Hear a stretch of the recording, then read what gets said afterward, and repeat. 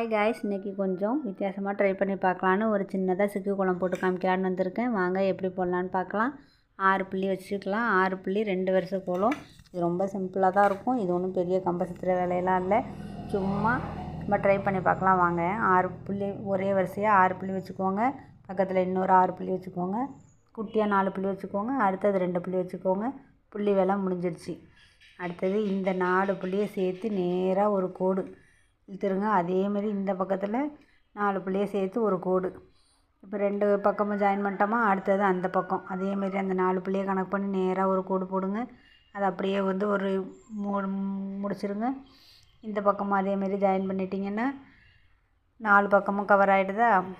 அடுத்தபடியாக சென்டரில் உள்ளது மட்டும்தான் பாக்கி. அதுக்கும் அந்த 4 புள்ளிக்கு சேர்த்து ஒரு கோடு போட்டு இழுத்துருங்க.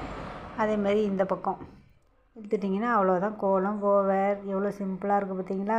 கோலமே தெரியாமல் அவ்வளோ பேர் இருக்கிறாங்க. ஆனால் இதெல்லாம் போட்டு பார்த்தா அவ்வளோ ஈஸிங்க. ட்ரை பண்ணி பாருங்கள்.